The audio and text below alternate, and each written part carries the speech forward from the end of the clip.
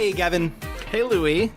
How you doing, girly girl? I'm doing all right. Look at you, freshly shorn, back from Texas, and it just snatched your wig right off. She really did. I came back and I was like, it's that thing that happens when there's so much to do and you don't even know where to start. And I was like, what can I do right now to control my life? And So you pulled all your hair out. I pulled literally all my hair out. And you know what?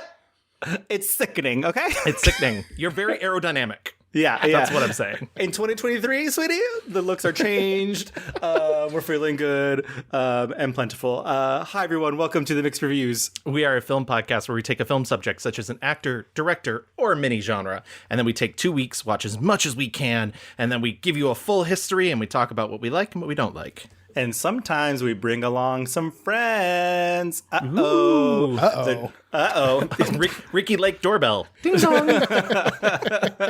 Everyone, please welcome to the stage. It's Mr. Derek Gayle. Derek, welcome. Hello. Thank you for having me. Oh, thank you for coming and joining on us on our first like a real episode of the year. Nice. You know, I always feel like we get a really strong, like it's always one of my favorites. Like last year, it was Olivia Newton-John. We had great guests. The year before that, it was Chris Pine, one of the Chris's. But with Connor. So like, yeah, just I just love having a guest at the first of the year. It's very now nice. you have to start with me, so kind of downgrade, but you know. How dare you?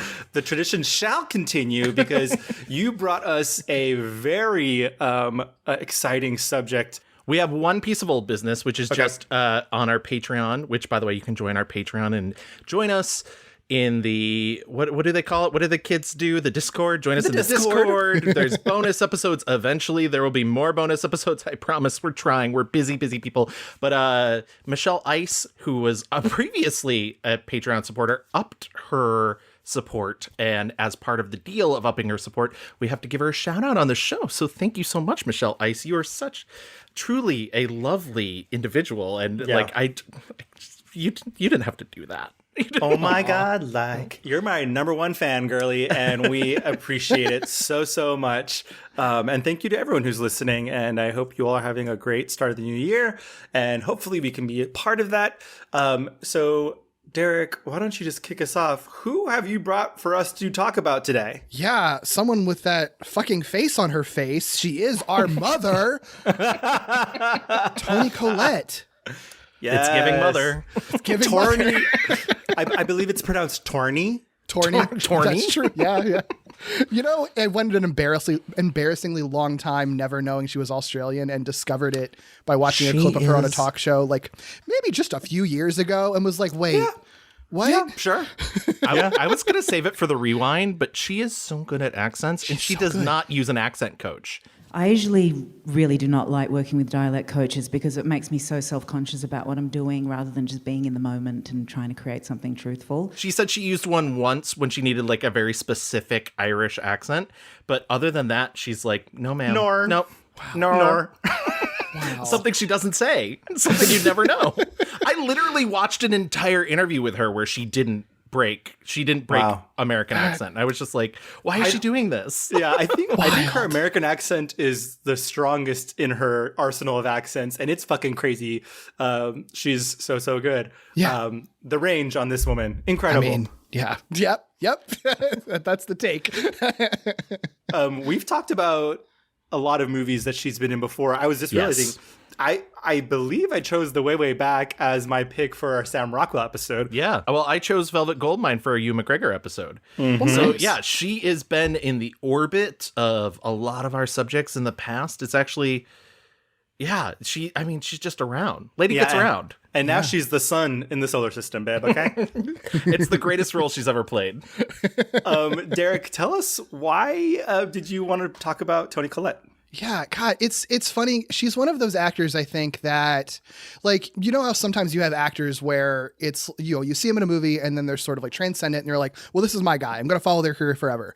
She wasn't like that for me for a long time. And I feel like maybe it might be the case for a lot of people because she's the type of character actor that is just in and out, very different kinds of roles, all different kinds of genres that I think that maybe until Hereditary, I feel like a lot of people went a long time just seeing her and being like, yeah, I love that actor when you see her on screen. But if you were to ask like someone to name a list of their favorite actors, she would rarely be on it, I think, because she's just not always top of mind. Like, I think y'all were talking about Joan Cusack on one of your episodes one time. And I think it was sort of similar with her, where it's like, she's like, nobody's going to say that Toni Collette is bad, but she's still weirdly underrated because of just the types of roles that she's been in. But so I guess when I was pitching people that I wanted to do, she was on my short list just because it was someone that I think I had grown to, in retrospect, realize how much I liked. The first movie I saw with her was Sixth Sense, which is probably the same for most people in the US.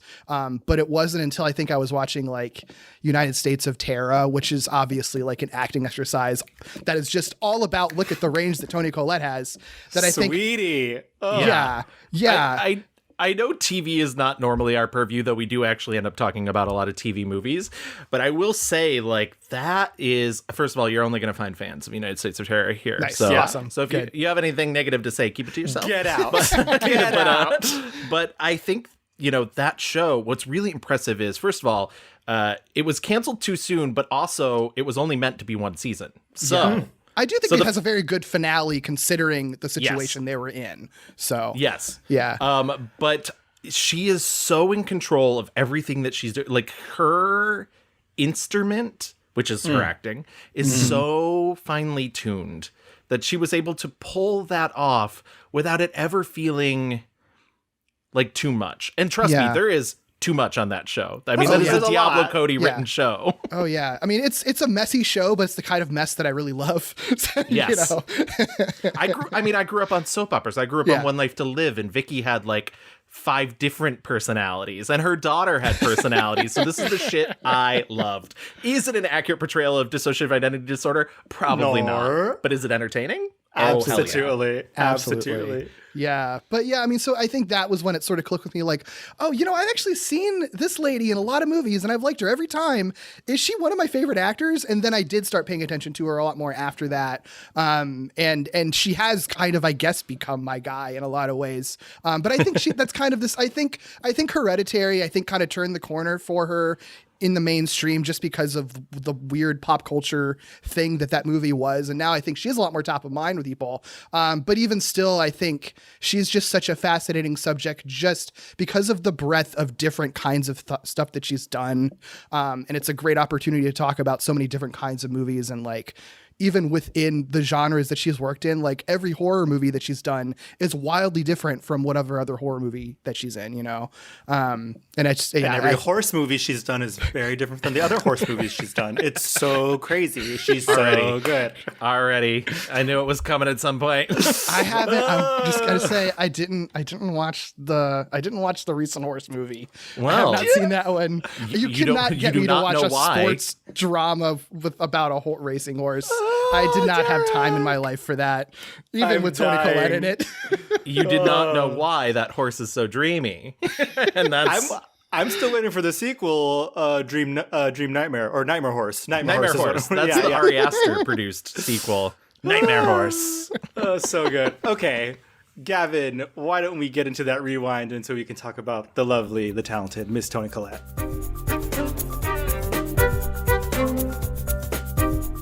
Toni Collette Gallifosse, born Toni Collette. By the way, Toni Collette is a stage name, even though I just said she was born Toni Collette, and that's because she added an E to the end of the name, which is actually how her name is supposed to be spelled, and her father took it out. But brilliant, actually. For the lulz. Yeah, I just love that she was like, I need a stage name. Why don't I use my name but add an E? It's very Barbara Streisand. Yeah. I'm going to take a letter away. I'm going to add a letter. Just it for works the drama. Because if you think about it without the E, then I feel like it's Toni Collette is probably what a lot of people are going to immediately see when they see it. And that does not have the same ring as Toni Collette at all. That's true. It's very fancy sounding. It's very like, oh, French shishi actress. Yes. Toni Collette. Oh, Miss Collette. She was born November 1st, 1972, which makes her exactly 50. She is a 50-year-old. She's 50. She's 50. She's the eldest of 3 children. She has 2 younger brothers, and she was raised in the Sydney suburb of Gleb. Gleb? Please do not come at me, Australian listeners. I know we have a lot of Australian listeners. I think that's how it's pronounced. What else could it be? Glebe? Glebby? I don't know. Change the name, please. I can't.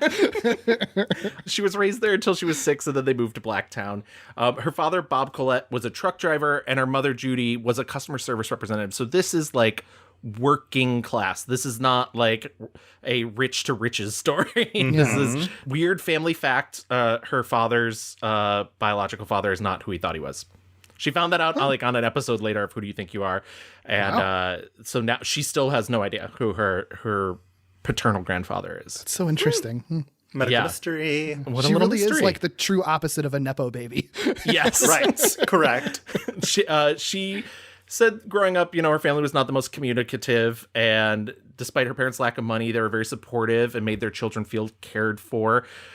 She has fond memories growing up in Blacktown, and just to give you an idea of like what sort of little scamp Miss Toni Collette was as a child, she started acting very early, and by that I mean she convinced her parents and doctors that she had appendicitis.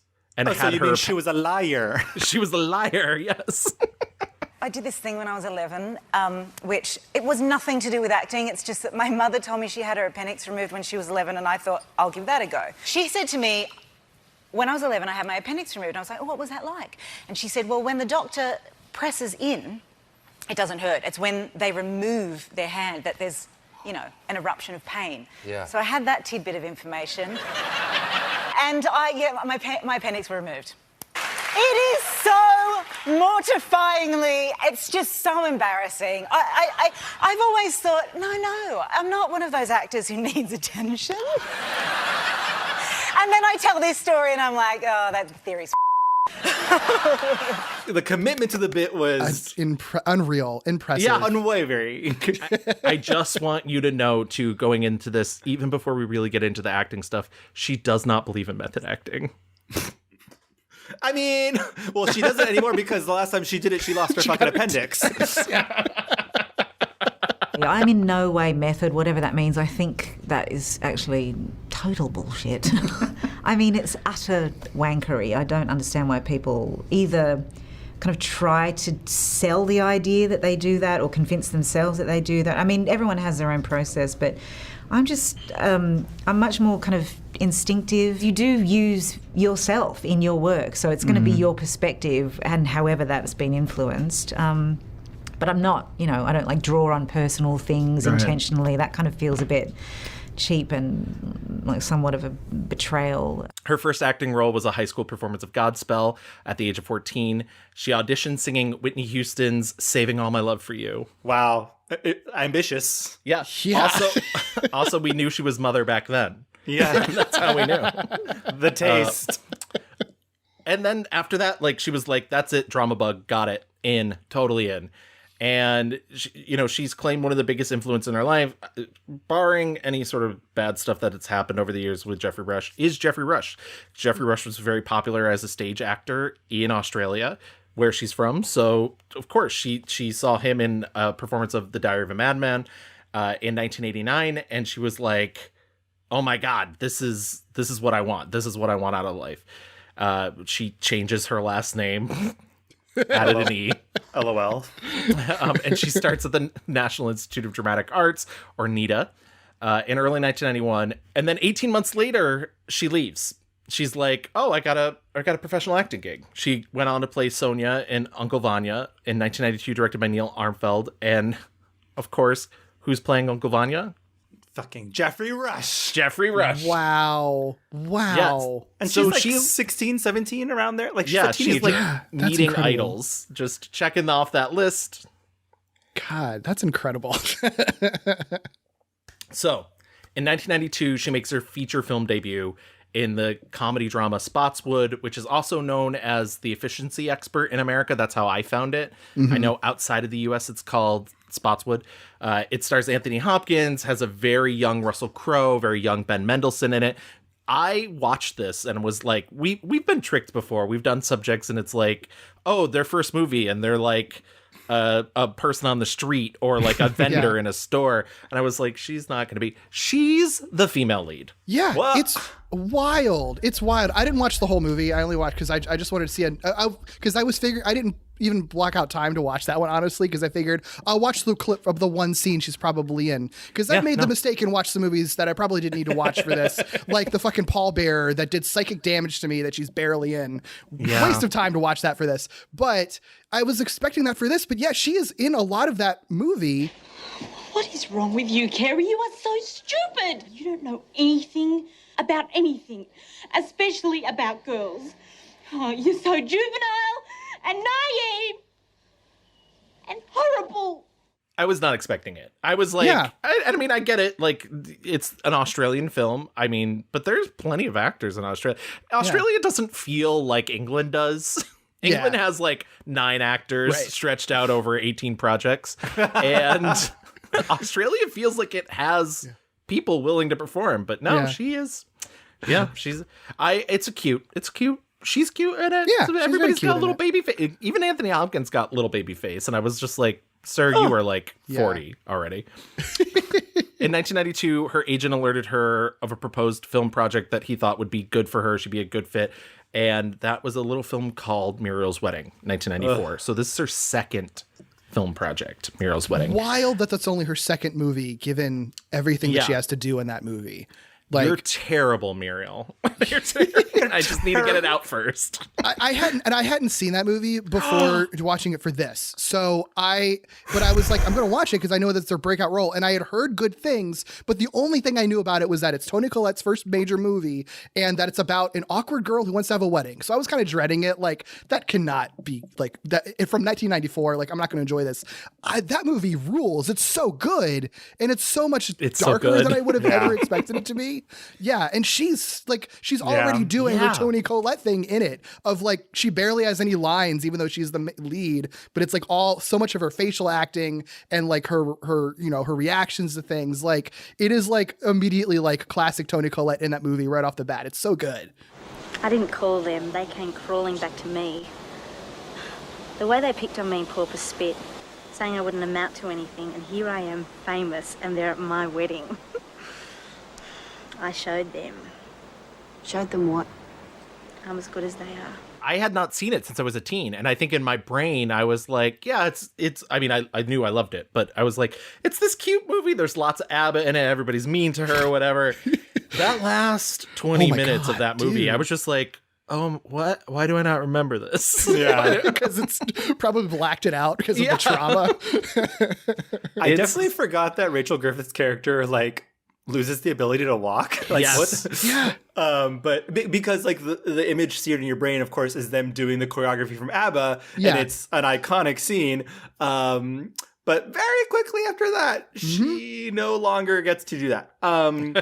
She sneaks up on you. Muriel's Wedding sneaks up on you, and you're right, Derek. Like, it's wild that it's an instantly like Toni Collette classic performance, and she's so young, and it's not like she's playing a super likable character. Like, it is a weird, complicated role. She is again a liar, but yeah, it's so good. I will say this about her Australian films. Not playing a likable role seems to be a thing that she does specifically for Australian audiences. She occasionally dapples in it in American audiences, but for Australia, she's like, Mom, I don't want you to like me. She's always a little bit problematic in the Australian movies. It's like, When I first told Dan that we were doing Toni Collette, I was like, it's going to be fun. I'm sure I've seen a lot of these movies. And then I looked at the list of movies and I was like, I've not seen a lot of these movies. And also, what are these movies? Thank you. And I feel like I made a big mistake when I pitched Toni Collette when I looked at her filmography, because I had the same thought. I was like, I know that I've seen her heavy hitters. I know that I have some blind spots, but I've seen most of them. And then it's like, I've seen mostly blind spots. 5% of those movies, which is still a lot because she's done a lot of movies, but she's also done a lot of movies. She is not afraid to be like, yeah, what's this little weird movie here? Yes. Huh? And there's a lot of them. Yeah. And I like immediately looking at that list sort of formed an opinion, and I was proven wrong, but I was like, ugh, like what? Like, why? And Dan was like, don't say anything that makes people hate you, because people love Toni Collette. Yeah. And I'm here to say that I'm not late. It's too late, first of all, Dan. This is episode 127, so yeah. Luckily, I've managed that somehow. But I don't think I'm going to. I think I've sort of turned the corner, especially seeing a lot of these movies and understanding. I have a theory about how she picks projects. I'm going to wait till later, till I think it becomes a little more clear. Yeah. But I mean, she gained weight to play Muriel, but I do think it's funny because it is one of those... It's one of those things where, like, she's not that heavy. No. Like, She just looks baby-faced in it, honestly, more than she looks like heavy. Miramax buys Muriel's Wedding to air it in America, and it becomes sort of a cult classic and sort of an underground hit. And her talent is immediately recognized. And I don't want to invoke the name of the devil, but Harvey Weinstein casts her in Emma, which is the adaptation of the Jane Austen novel that they're going to be putting into production. And so she does a bit in Emma. I don't know if either of you saw that movie. It's fine if you not. She's in more of it than I would have expected her to be at that point in her career. It's not that different, I think, than like her Muriel's Wedding performance, because it's a sort of a similar, just like a nicer version of that character, you know? She's still like, oh, that's the ugly girl kind of thing, even though she's like beautiful. Do you know what I mean? No, that's interesting, because then her next movie is Clock Watchers, which we talked about in our Parker Posey episode. I love that movie. And she also plays kind of a similar, like, she's the straight-laced, like I'm glad she broke out of that mold, but that's really seemed to be where she was headed. Right. And to Derek, to your point, like in Clock Watchers, she's, again, she has like the narrative voiceover, but like in the actual, like when stuff is happening, she is not saying a lot. Like everyone else is doing stuff around her. But Clock Watchers is so good. I love that movie. I also did watch Cozy, whatever the fuck we're going to call that. Yes, I did too. I did not. First of all, I think it's so funny that they copied the poster for Muriel's Wedding for Cozy. Wait, did they really? Yeah, it's literally a giant picture of Toni Collette's face and confetti. And I was just like, this is the Muriel's Wedding poster. They said, honey, it worked before, we'll do it again. She is a singer, and we'll get to that a little bit later, but she does, the one good thing about Cozy is she has a cover of Don't Dream It's Over that plays over the end credits. That's fun. That I really enjoy. Yeah, Cool. it's very good. Her next big American breakout is The Sixth Sense. She received the script and she was like, I don't want to do this. It's going to be like a big American Hollywood blockbuster. I don't want anything to do with it. And then she read it and was like, oh, okay. She's like, oh, a twist? Yeah, she's like, let me audition. And so she does audition, and she beats out Marissa Tomei, which, by the way, completely different movie. Marissa Tomei, but she still would have been good in that role, but different. I'm glad that it was Toni Collette, but I can absolutely see Marissa Tomei giving it in that role too. I can't remember which movie she said she lost out on. There was a big movie that she really wanted that she like lost out and was waiting to hear back about both, and her agent called and was like, good news. And she's like, what? And she's like, you got Sixth Sense. And she's like, great. But she ended up loving it. And I mean, her like scene, she has a bunch of scenes, but like her scene is the Haley Joel Osment telling her about his gift and her cry mother. every time. Oh my God. Every time. It like, I'm always hesitant when we do a woman on the show to talk about their physical appearance, but I think she has such expressive eyes and such high cheekbones, and she knows how to weaponize her tear ducts. Yeah. If that makes sense. Yeah. Oh yeah. And so the nonverbal communication in that scene, where he's like, she wanted you to know this, and she's like, she has the silver nails. Oh my God. She's just like, the work that those acrylic nails do in that movie, like she is working those so well. And it's so good. I cannot say enough good things about her in that movie. And it's like, you know, I was thinking about it this time when watching it, that it's like, because, you know, watching it in mind in the context of her other roles, and, you know, she's known to have like good facial expressions and everything. But I think like that scene alone, considering how like so much weight has to be carried on her and her silent expressions to this like 9-year-old reciting what a ghost told him, all in stuff that like was kind of only set up like in like lightly in one scene earlier in the movie at the Bumblebee pendant or whatever. But like most of the stuff that comes up in that scene has never come up in that movie again. It's all has to be applied fully on Toni's actual like reactions and acting, and like she kills it. Like that scene is only as impactful as it is because of her. And I think the movie like fundamentally doesn't work without her selling that emotional core of the movie, you know? She said you came to the place where they buried her. Asked her a question. She said the answer is every day. What did you ask?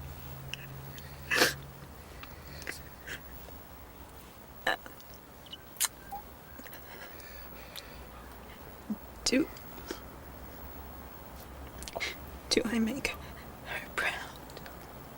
She's so precise. I mean, and I think like the reason why, you know, from Muriel's Wedding to Clockwatchers to this, it's like she's able to do so much with so little. Mm-hmm. And so she really just is fucking attacking every moment with her eyes and her face. And she doesn't, I think she succeeds the most when she's able to just really be this fucking surgical with her acting, right? Whenever I think she makes like big choices, I'm like, okay, she's lost. She doesn't know what she's doing, guys. Like the script sucks and she's like unsure. But when it's fucking right and she's able to just very so delicately, like, and she's making the perfect little every fucking thing. Her face is just a masterpiece. Oh yeah. No, I think that's like such a great way of putting it. I think that's why even when, you know, because there's a lot of roles that she's in where like she's not in the movie that much. She does a lot of supporting stuff, but I feel like the reason that they're often still memorable or she still kills it is because of that precision. It's sort of like, you're not giving me a lot here, but I can still find a real human being in this character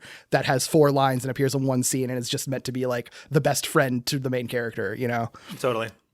She then goes on to perform in The Wild Party on Broadway.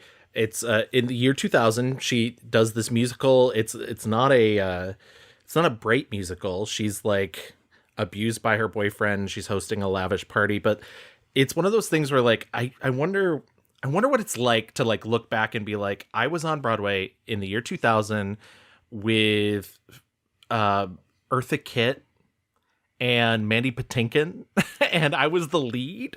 Right. Okay. Pretty wild. Kevin, do you know the story about her, Mandy Patinkin? No. So I heard from a good source that the reason why Toni has not returned to Broadway is that Mandy Patinkin was an asshole to her. Really? Oh, no. She did briefly return for the Realistic Joneses, but that was like a play. That was not, you know. Right. And I think, you know, Mandy Patinkin would say that he is an asshole. I think he does know that. And like he has said before, he's like, you know what? I can be a little aggressive on the stage. And I think Toni Collette was like, I don't need this shit. Especially when it comes to like actors who take themselves too seriously. Like she clearly does not. Yeah, that just fucking sucks because I would love to see her do another show again. The next thing she does is she turns down Bridget Jones's Diary, which I kind of love. Many people say she would have been perfect for the role. I think she was just like, I don't want to be typecast. I don't want to be that like longing, you know, and that's sort of, in a way, she like saves her own career because that is sort of where Hollywood is putting her. Yeah. And I was busy doing a musical on Broadway called The Wild Party and I wasn't available. But sometimes I think about that and I think, I don't know, that character's so similar to Muriel, it might have been too close. She would have been like in every fucking rom-com, like yes. In the 90s and the aughts, you know? And I mean, she, from the jump, was not that girl. Like, you know, Muriel's Wedding is the complete fucking it's like an anti-rom-com. Yeah. Yeah. So fucking right on to her. Yeah, I love that. She does a bunch of tip spots around. She does the movie Shaft, which I saw when it was in theaters. LOL. By the way, I should mention, and I've not been mentioning awards, she got a Golden Globe nomination for Muriel's Wedding. She gets a Oscar nomination for The Sixth Sense. So, like, Is that her only Oscar nomination? Yes. That's fucking Bananas. crazy. Bananas. Crazy. In 2002, she has a supporting role in the movie The Hours.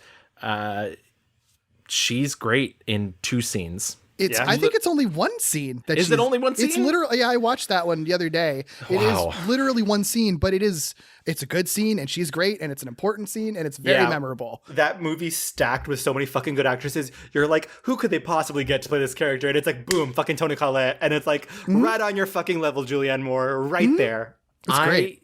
I had forgotten because I just recently saw the opera based on The Hours at the Met and I saw the way that Kiss is played. So she plays a like trapped 1950s housewife along with Julianne Moore. They're both very trapped, and I had forgotten the kiss is very reciprocal in the movie, and it is not in the opera. Oh no, it is really? like shocking. Yeah, it is. When the Julianne Moore character kisses the Kitty character, which is Toni Collette's character, it is like and in the movie it's so sensual and so just like they're both into it, and goodness. And I also love speaking of character choices, and once again, this is one scene when she's talking about her life, and then she looks over and she goes, "You're reading a book." Oh, you're reading a book? Yeah. yeah. It's very good. It's just a small choice, but it's perfect. Yeah. She's going from bitchy to slutty to like it's all the fucking things. It's homoeroticism. Yeah, absolutely. It's a real tour de force of that one like 5 minutes that you see her on screen. It's great. Also in 2002, she does the Nick Hornby adaptation About a Boy. I did not rewatch this. I've seen it before. I think I've seen it before for this show too, nonetheless, which means I've seen it multiple times. But she plays a bad mom. Yeah. She's got that real short hair. She sings Killing Me Softly. Awful at one hair. point. Oh my God, this was the era like right after 9/11. All the girlies were in their pixie dream cut eras. Like so bad. It was deranged. I don't know how to. I was gonna say you had feelings about it, Derek. I didn't hate it. I think it was fine. But I think it is like I don't know. Maybe this is like more of a later conversation thing. There's a weird amount of movies that she's in where she's a supporting character in a comedy where like suicide is a major like inciting incident, and it's a very strange and concerning to me. Yeah, so this maybe was like the least fucked up like suicide inciting incident out of all of them, but it was still like it's a bizarre movie. Yeah, I'm happy for the it gave us Nicholas Hoult, and for that we thank you, and we move along. Absolutely. It's funny because the movie that you're referencing to, which will come along later, is also a Nick Hornby adaptation. So there you go. Oh my God, yeah. In 2003, she returns to Australia and she does Japanese Story. She plays an Australian geologist, and she is leading a Japanese businessman around Australia, and she falls in love with him. And this is a movie. I thought, wow, they really said Japanese Story. Yep. And there's like one Japanese man in the whole thing. And like, cool. This, And speaking of problematic Toni Collette in Australia. Yes, like, exactly. That's the thing. Like, literally, her first line in the movie is like, "I'm a geologist, not a geisha." And I was just like, wow. I need you to draw it back. I need you to take it. But it informs you about her character. I didn't hate this movie, but I did not like this movie. I don't want to mince my words. I don't want to make it sound like I think there is a very sensitive ending to this movie that it does not earn and does not deserve. Right. Sure. I think this is a movie of its time for sure. And I'm sure that when it was made, they thought they were really doing something that said something about like, intercultural relationships, blah, blah, blah. Like it's just like a horrible fucking name of the movie. Like, why is it that name? Like, it shouldn't be called Japanese Story. It could just be about this Australian bitch and this Japanese guy who like have this awful, they trauma bond essentially. And then a horrible thing happens. Horrible thing happens. I was gooped and gagged. I was like, it's so sudden. I didn't know where this movie was going at any minute, at any moment. It was fucking wild. We go here. Where? Munda Bulangana. Show me. It's written in Japanese. It's Japanese map. How do you say it? Munda Munda Bulangana. Ganda. Munda Bulangana. Gana. Munda Bulangana. Bloody hell. I didn't watch it because I was put off by the title Japanese story, honestly. You were smart. Louie and I are constantly in the lookout for our 1-star reviews, so there's a lot of bad stuff we sift through as well, too. Sure. I mean, to be fair, like I said, I did watch The Pallbearer. So, I mean, and absolutely did not need to do that. Yeah, that was also in this era, by the way. That was in the 90s, and that was when people were like, David Schwimmer's going to be an actor. Yeah. A romantic lead. Yeah. Yep. Okay, sure, buddy. In 2004, she does The Last Shot in Connie and Carla. I know Louis probably wants to talk about Connie and Carla. I'll let you take the floor. Drag me, wow. Okay, all I'm gonna say is Connie and Carla. Nia Vardalos was an executive producer on this, and for that we stand. She is an ally. Yeah. Again, a movie of its time where they think that they are. I mean. Yeah. Obviously, this movie was made with very good intentions. It's basically like that's how the road to hell is paved, with good intentions, baby. It's basically Sister Act, but like yes, somehow not as gay, but also gayer. I don't know. Yeah, that's a good description. We certainly talked about this in our Drag On Film episode. We talked about it in our Drag On Film episode. Yeah, and so I've talked about this like in the 90s and the early aughts. No one knew how drag queens operated. No, like people just thought. People lived as drag queens like every day or some shit. It's fun. If you just like, don't think too hard. The ending sucks ass, but I think the majority of that movie is at least like it's pleasant and like honestly way more inoffensive than I ever would have expected it to be from a movie from 2004. And I think Toni seems to be having fun in it. I guess it's so funny because it steals the like little card from To Wong Fu. Yes. That in the end, and I'm going to spoil it for you guys because I don't care, that Debbie Reynolds shows up. And I'm like, okay. It's the most forced cameo in the world. Yes. But also I wasn't mad about it either. No. I don't know. No. Debbie Reynolds is like, I need to pay for that neon sign in Vegas. Yeah, right. Absolutely. In 2005, she only does one film, and that's In Her Shoes. A great film. I like that movie a lot. Great film. Yeah. We talked about it a lot in our Cameron Diaz episode. I love this movie. This is the last movie she gains weight for. Curtis Hanson, who directed it, wanted her to gain 45 pounds. She couldn't. She just, her body was not receptive to it. There is a really funny anecdote where during the rehearsals, which by the way, another funny thing about her acting, hates rehearsal. Does not think her rehearsal is necessary for most films because she's like, directors don't really know what they want. And that's like rehearsal only dulls that. I often find, rehearsal a little bit of a waste of time because most directors are a bit afraid and don't quite know what they want to do with you. I know why I've been hired. The script is there. I will have lived for it for, a certain amount of time.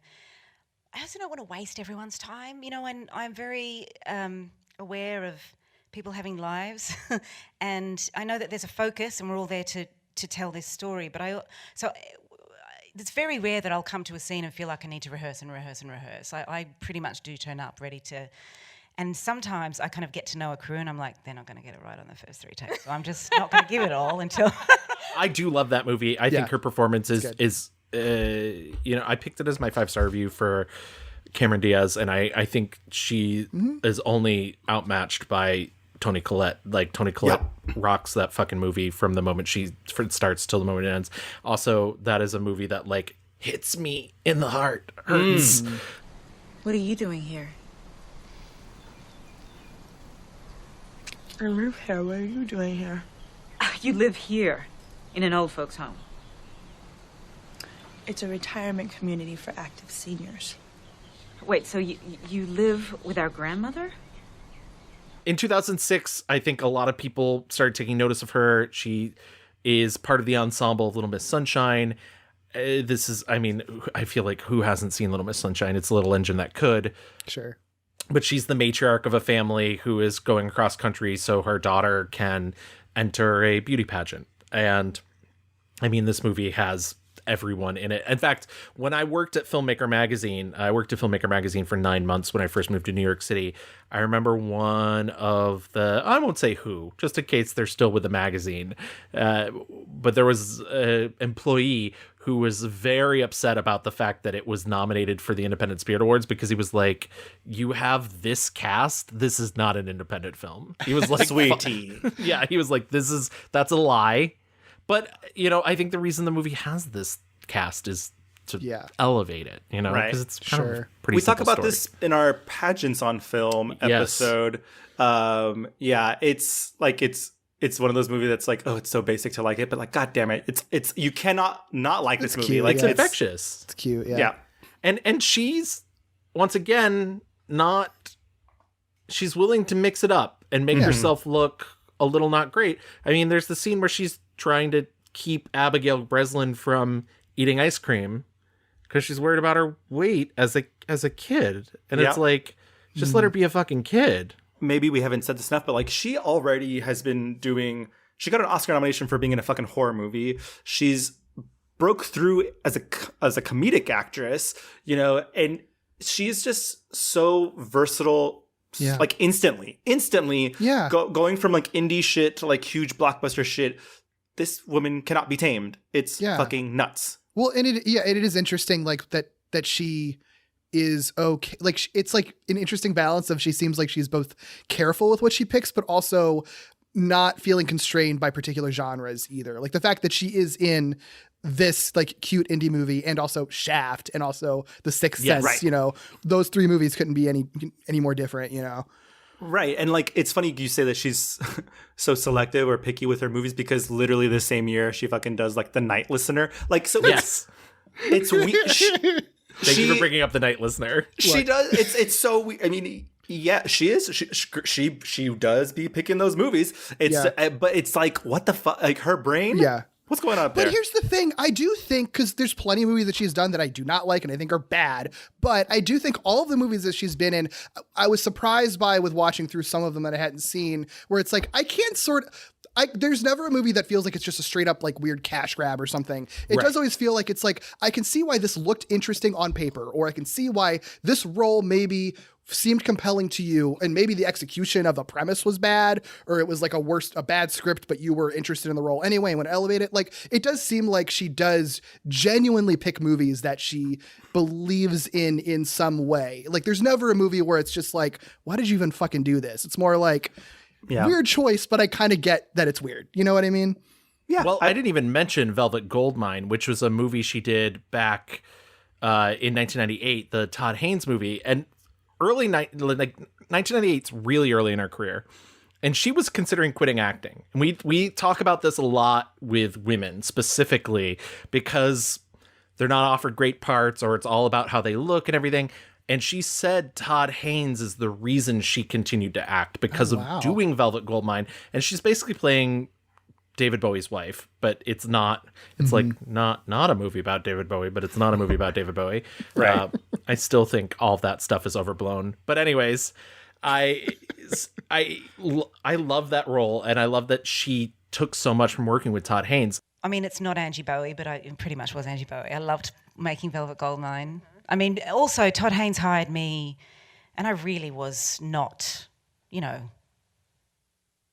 an obvious choice at all. So I always felt very flattered that he allowed me that experience. You know, I'd played characters like Wendy in Spotswood and Muriel in Muriel's Wedding and Harriet in Emma, and all of these characters are very unsure of themselves. And then I think that my character in Mandy in Velvet Goldmine was insecure, but in a very different way. She was very, very I mean, that whole period, that glam rock period, is just so seductive and so glamorous and so kind of risque, and to be included with that group of actors at the time, I just felt like it was such a gift, and like I was getting away with something, you know.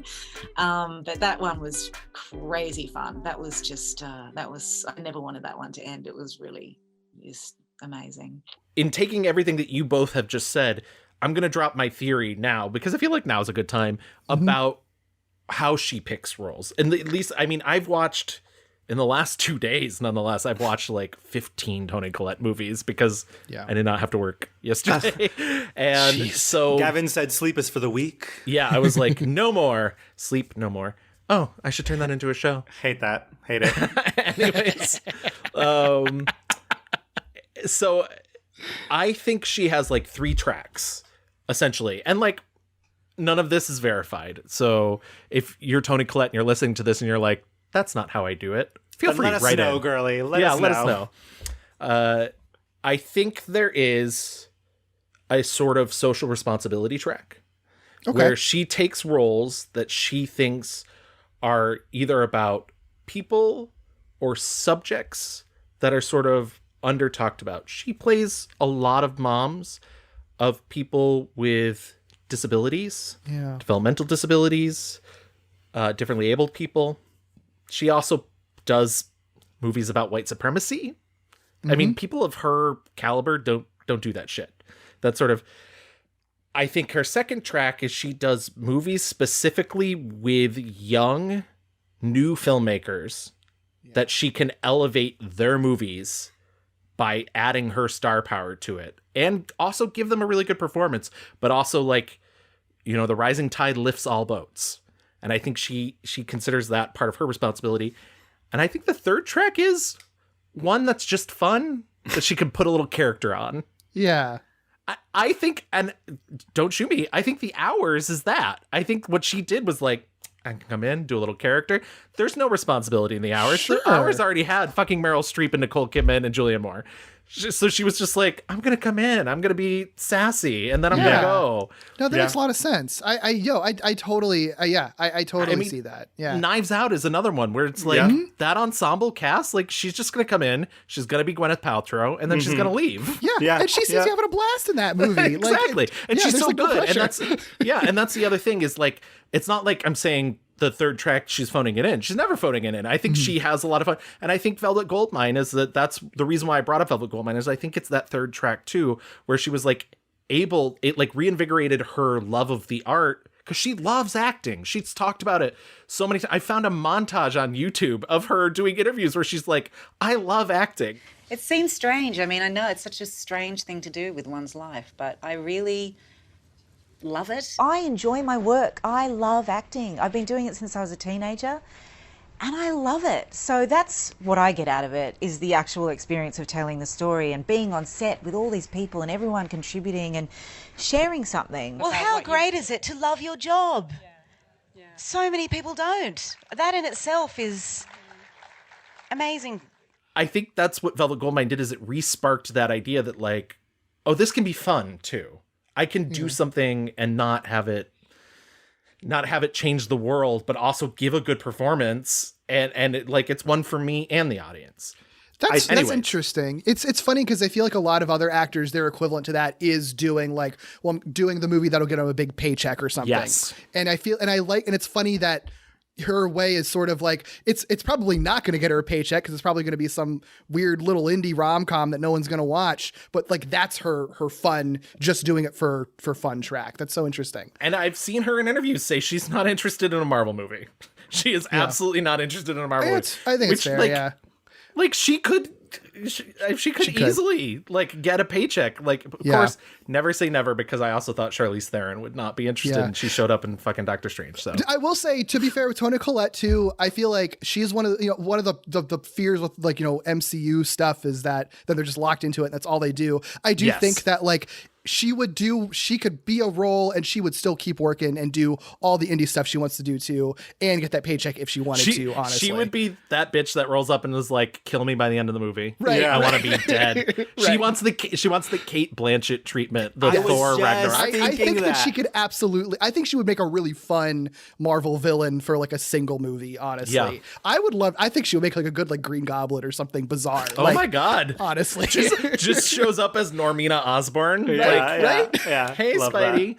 But ultimately what people want, there's no formula that can create a successful film. People want originality and they want a strong, clear voice. And we're in a time now where everything is watered down to try and feed the masses, and then there's nothing to relate to. So it becomes spectacle and people just kind of sit there shoving popcorn in their mouth. In 2008, the aforementioned United States of Terra, enough cannot be said about her performance for all 3 seasons. Yeah. It's unreal. And the way that it just keeps building and building. And like, at first you're like, oh, this is really crazy. This is really good. And then like, as the seasons go by, there's more fucking personalities. Yeah. And she is just, again, the physicality comes out because she's able to like really, go into all the specifics of each of these characters. That show gave us so much. It gave us Brie Larson. We talked about Viola Davis has a little tip spot in that show. Absolutely. So good. Yeah, it's great. There should have been more scenes between her and Viola. That's my only complaint about season 3. She won an Emmy for that, didn't she? I think she did. Yeah. Originally, in 2009, she was set to star in Away We Go. She had to back out of that. Maya Rudolph took over the role. So after dropping out of Away We Go and the ending of United States of Terra, she stars in Jesus Henry Christ in 2011, which is a indie film. I hated this movie. This was all just this is just like a period of like people trying to recreate A Little Miss Sunshine. Like the Sundance boner was raging. This was, and also the one thing I'll give Jesus Henry Christ is this was the original I Am Your Mother speech. I did this for you, Henry, honey. You did it for yourself, Patricia. How dare you raise your voice at me? I am your mother. 2 for 2 on that. Just absolutely. 2012, she does the Australian film Mental, which I don't think came out here. It is. I watched it. It's a PJ Hogan film. In 2013, she stars in the aforementioned The Way, Way Back. She plays the mother in that movie. It's another good mother movie. I kind of, in my big one-man show about how she picks her movies, I didn't mention a movie I did really like from 2008 called The Black Balloon, which is another Australian film, and she plays the mother of 2 sons, and one of those sons is both severely autistic and has ADHD, and it is a tough role. She does a really good job.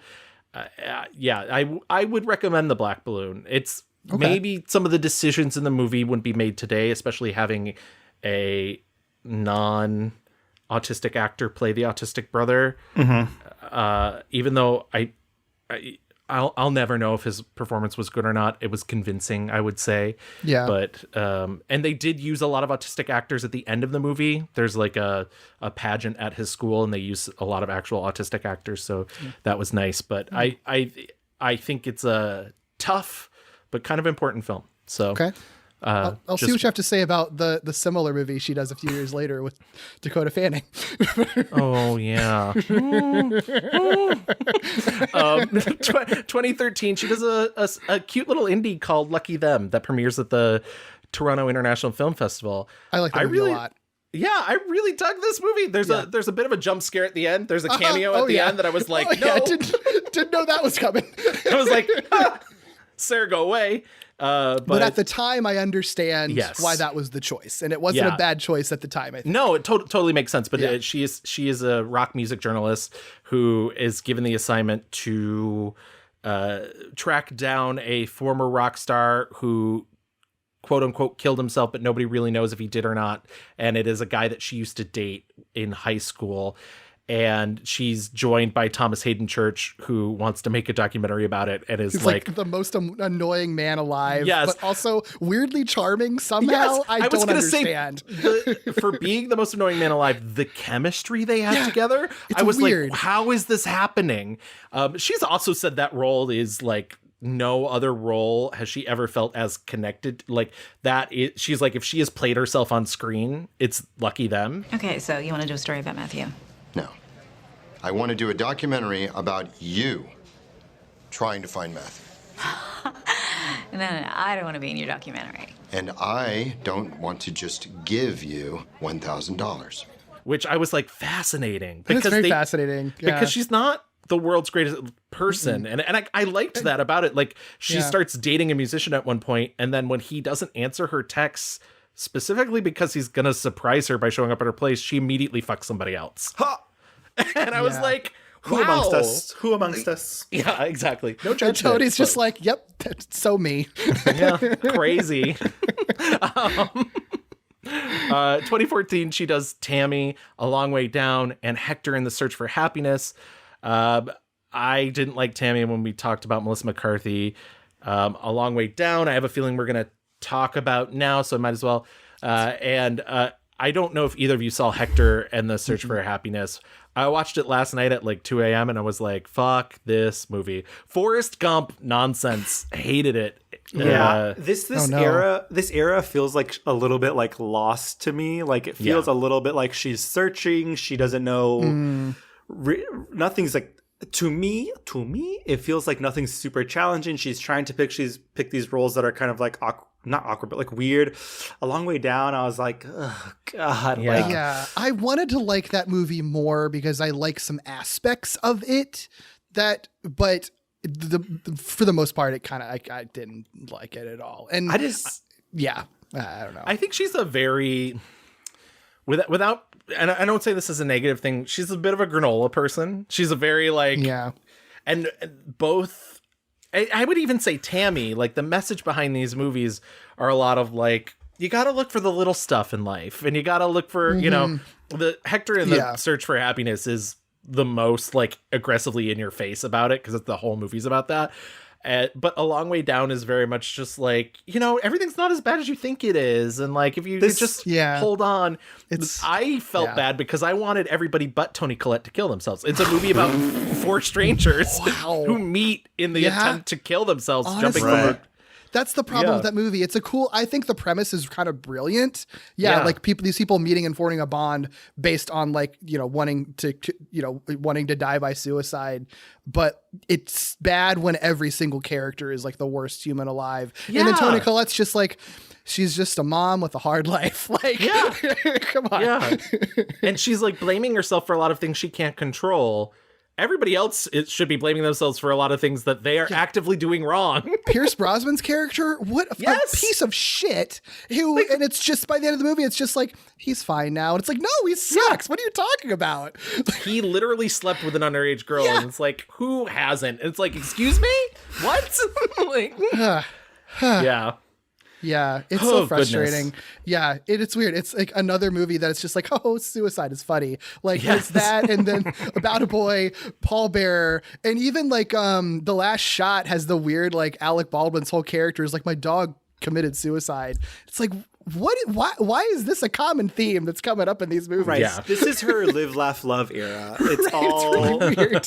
Like, you know, this meaning, you know, everything. It's weird, and I don't know why she made these choices. Yeah, the next group of things don't get any better, because 2017, XXX Return of Xander Cage, which I think is the only thing that she like is actively like, okay, mama needs a paycheck. Yeah, I think that's fair. I did see Miss You Already. Yes, I like that one. I thought she's really good in that. Yeah.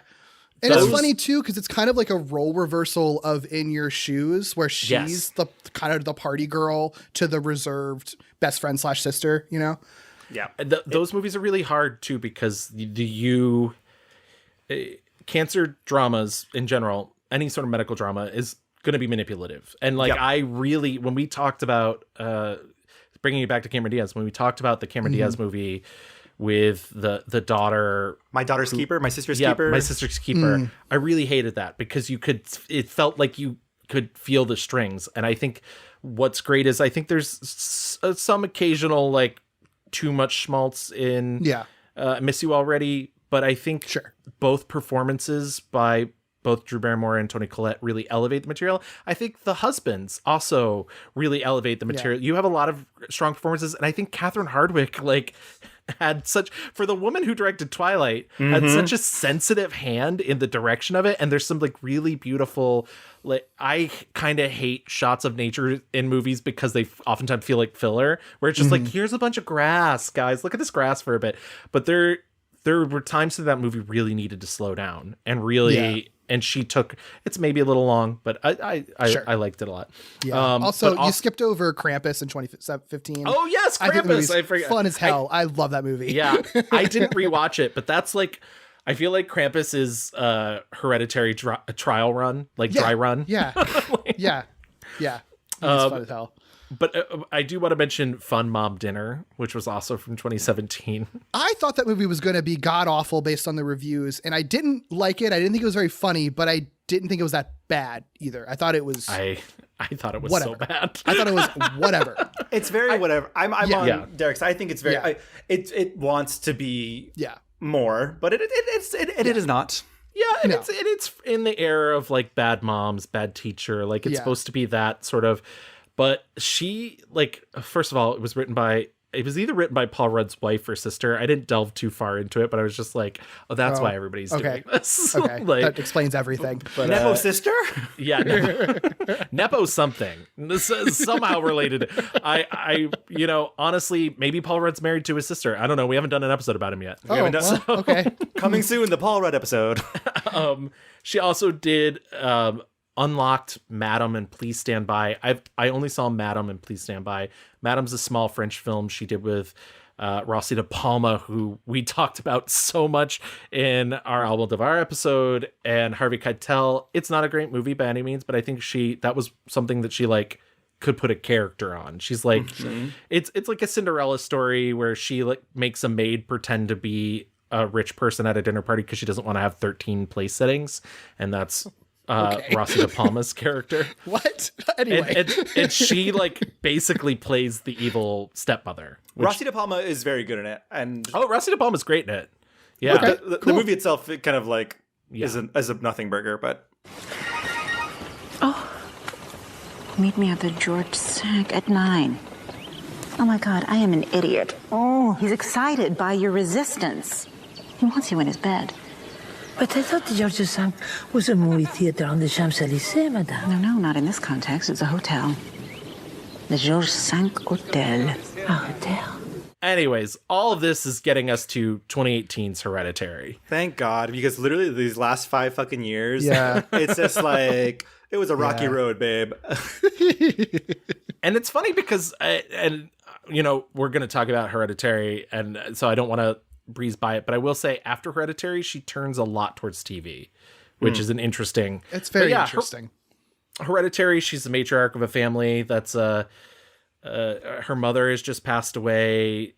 She has a child that there's a tragic accident in the movie. There's more stuff going on, supernatural maybe. I don't know how much you want me to say about the movie. I famously don't like this movie, and I know that's an unpopular opinion. Which I think that's fair. I like it. I like it a lot, but I do the last like 15 minutes really lose me, which I don't think is a very uncommon opinion.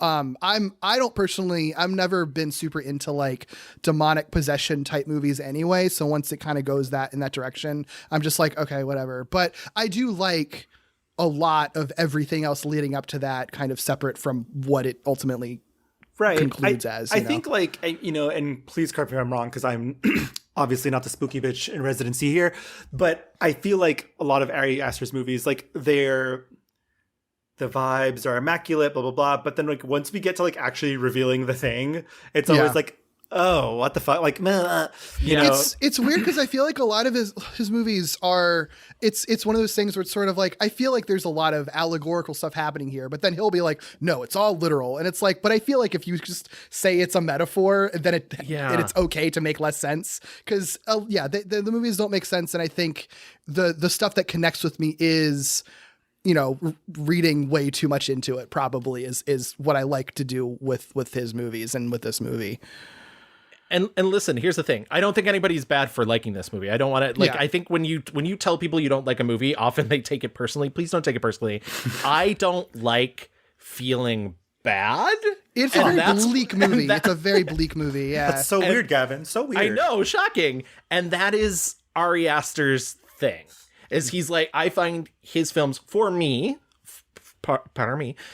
very emotionally manipulative in a way that I don't like and I don't vibe with. If you vibe with it, great, and I think the movie looks good, and I think it's got some really banger performances. I think she is amazing, especially in that scene that everybody knows, especially in that scene that drag queens quote. I don't want to say anything. I've tried saying Okay, so try again. Release yourself. Oh, release you mean? Yeah, fine. Release me. Just say it. Just fucking say it. Don't you swear at me, you little shit! Don't you ever raise your voice at me! I am your mother!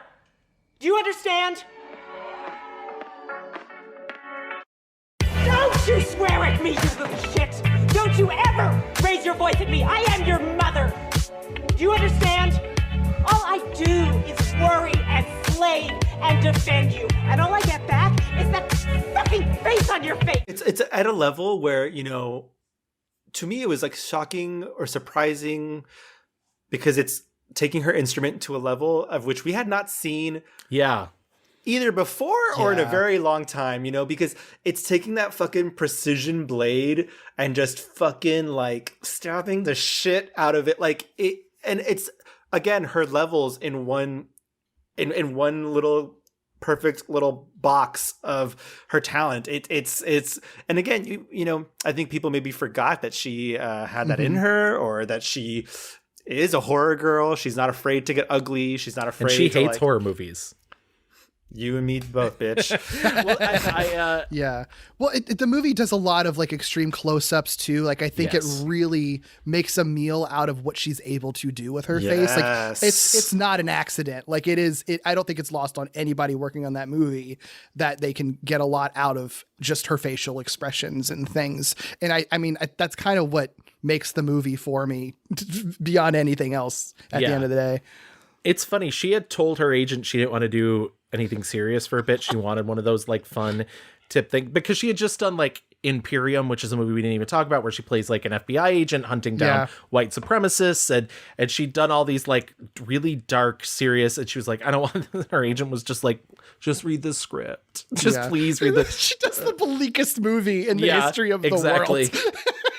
Goodness. She's got it in her, I guess. But she does the TV show Wanderlust in 2018. She also does the Sundance indie hit Hearts Beat Loud. I know you're a big fan of this, Louis. Love that movie so much. I watched it for the first time. I had not seen it. And I was like, oh, this was like invented in a lab for Sundance. Like more than the Sundance labs. Like this was built by a scientist for Sundance. This was a movie that I mentioned for that year, whatever fucking year that was, 2019, I suppose, was one of my like stand-up movies of the year, because it was the movie for me that year was very much about like movies that have like music built into them. And she's barely in this movie, but it's just so good. And she's and this was the movie she was looking for. This was the movie where it's just like light and frothy. Nice. It's so comfortable. Yeah. It's got, for me, it's got Nick Offerman. It's got Toni Collette. It's got my husband and my wife, and they kiss at one point. 10 out of 10, a million thumbs up, 15,000 stars, perfect movie, masterpiece. Great. Yeah. She's always beautiful. And like you said, Nick Offerman, he is so cute in this movie. When he's like in his tight little t-shirts, and I was just like, oh, yeah. His cute little boyish haircut and everything. Yeah. It's so good. I love it so much. He's running a record shop. He's saying hi to Jeff Tweedy, In 2019, she does Dan Gilroy's Velvet Buzzsaw, which once again is a movie where she like comes in, puts a little character on it. I don't like that movie. I'm sorry. I don't like it at all. Funny enough, I'm on the opposite end. I actually do really like this movie. I really, I can totally understand why, because it is like, it's satire without a lot of teeth, I'll be honest, because he's like going after the things that sort of everybody knows about. Like it's like it's not controversial to say, oh, the art world is full of a bunch of stuck-up people. In the universe, I doubt there is a hotter artist. Do you know, since the exhibit opening is actually trending on Twitter? We're interested in showing him. Send dimensions and JPEGs for the group, and we'll aim for a slot next season. I want them exhibited ASAP. You know we have a process, Gretchen. My weird experience with it was that I somehow, I guess, just kind of outside of having heard about like Jake Gyllenhaal being naked in it or whatever, I never experienced any marketing from it. So all I knew about the movie was that it was like a dark satire about the art world. So I went into it expecting like, oh, people are going to get killed or something like that. I don't know. I didn't know that it was a fucking like classic like possessed painting horror movie with that was like had effects from like the 1999 The Haunting movie. Like it's so fucking silly, and like I think that I would have liked the movie better if it was more of like a schlocky B-movie horror movie, like a fun horror movie. It felt a little bit too much to me, like it was trying to be like, we're elevated horror with a statement, but also we're funny. And it's like, I kind of just would have liked it if it was just a dumbass horror movie about haunted paintings. I think it would have been more fun because there's a lot of like cleverness, and I like some of the visuals in it and everything. I like aspects, and I love Toni Collette's performance in the movie, but it just didn't work for me otherwise. Yeah. No, but I definitely, I can understand not liking it, but I when I watched it was one of those like, oh, I'm turning my brain off and just like, which I normally hate when people say that, but I was just like, whatever, everybody's having a campy fun time. Everybody says about like Marvel movies or whatever, and you're doing it for like Velvet Buzzsaw. I'm the Velvet Buzzsaw guy. I was like, don't you put your hand in that silver ball, Toni Collette. This was the era, though, where like she really gets in her Netflix bag, though, right? Because this is a Netflix movie. Unbelievable with my girl, Caitlin Dever. That miniseries fucking took me out. I haven't watched that, so is it good? Because I worry about the true crime stuff that she's been doing lately. I really like it. I would say that Caitlin Dever is probably the bigger role. I think it's handled with incredible care and sensitivity. I'm not even a true crime person, but I really like this. Cool. Yeah, I have not seen any of her TV stuff outside of United States of Terror, and it is funny that she is not somebody who's scared of TV like a lot of actors. She, unbelievable. She also did this like short-lived CBS TV show called Hostages. She also just recently did Pieces of Her for Netflix and The Staircase for HBO Max. So like, yeah, she's like, I guess if the part speaks to her, she's willing to do the TV thing. On the film front, though, the last couple things she did in 2020, she did Charlie Kaufman's I'm Thinking of Ending Things, which I think was another one of those like, let me put a little character on it. Yeah, she did Knives Out, which Rian Johnson movie. I don't know anybody who hasn't seen Knives Out. I know two people who would love that movie, and I hope they're listening to this podcast. No, 3 people who haven't seen that movie. I hope they're listening right now. You all need to watch it because you would love it, and you would love Glass Onion. Yeah. Okay, don't forget Dream Horse, Gavin. God, Dream Horse. Don't want to leave out Dream Horse. Goodness, she's got to make movies for old people too. Okay. Yes. Never knew how much I missed messing about with horses. It's more than a bit of fun and messing about, Brian. Yeah. What do you mean? I don't know. I mean, I need something to look forward to when I get up in the morning. To remind me that things can change. She also did Guillermo del Toro's Nightmare Alley, which is another movie that's just like stacked with lady performances that are just like, yeah. You also get Blanchett in that, and it's interesting that she's like on the poster and kind of like the third female lead of it, but she's not really in the movie that much. Like, she's an important part of it. She's not in it that much. Like honestly. 20 minutes in, she's like maybe only has 4 more minutes left in the rest of the movie. It's like a 2.5 hour movie. So if you're watching for Toni Collette, not the movie. Yeah, you got it. Yeah. That kind of like brings us to now, right? I mean, yeah, it absolutely does. So I do want to mention real quick, she is like humanitarian out the wazoo. She has said it's very important to her to give back, which is why I think one of the tracks is like doing things about underserved people and whatnot. But she's done stuff for Doctors Without Borders, Amnesty International, Feeding America, breast cancer awareness. That was her, Drew Barrymore, and Catherine Hardwicke all did that together after doing Miss You Already. Supported antivirals for HIV patients in Africa. She did at one point release a statement in like a pro PETA statement, and then like immediately had to retract that statement and was like, "Oh, I'm so sorry, they're not the group I thought they were." Hold on. Yeah. Good. I'm glad that she learned and grew from that situation. Me too. It was 2005. Wow. We were all concerned. Yeah. But that makes me so happy. She also has a music career, as I previously mentioned, and not just like oh, I like to sing. Like she had a band.